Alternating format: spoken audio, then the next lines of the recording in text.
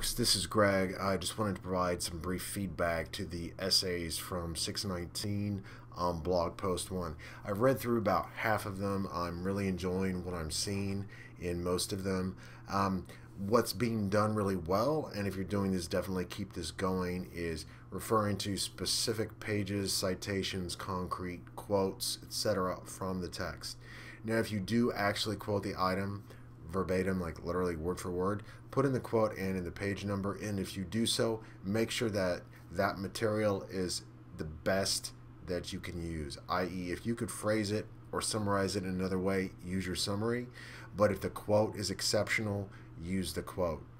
Next thing, if you're going to use specifics from the text, try to weave a continual regular narrative throughout your entire blog post rather than doing point 1, point 2, point 3.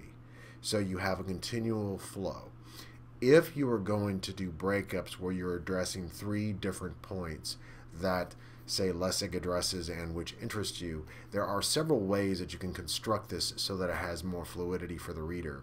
The first way that you can do this to have more fluidity for the reader is to say the first point, which I find really interesting, then when you start your second point, the second point, which you find interesting.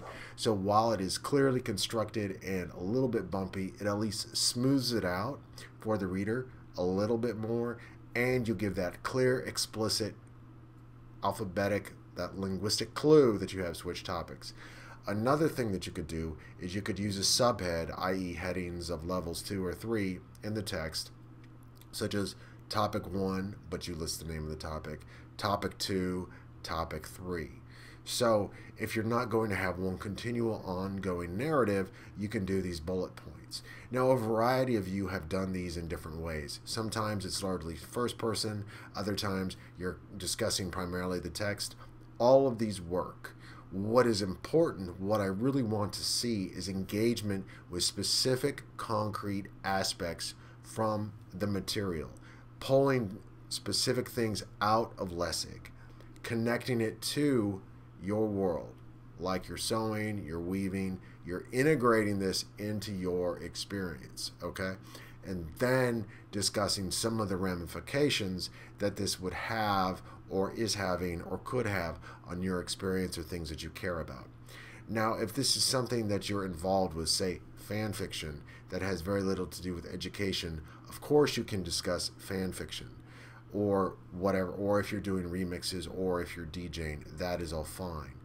But ideally, because we are focused on education and we are in a program that deals with education, whether informal or formal, inside or outside of institutional learning facilities, you still ought to concentrate on applying this within educational situations and environments. And when I say ought to, I mean ought in the sense that this would be a very wise idea to apply what you are learning now to your professional arena so that you can maximize your benefit and your return.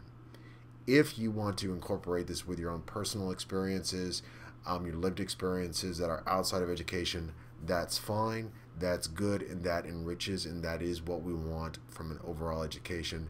But in terms of making the most expeditious use of this information in your teaching, I suggest that you try and connect it to your teaching environments. Thank you. There's some really good work so far. I'm looking forward to seeing the rest of your material and reading your next blog post.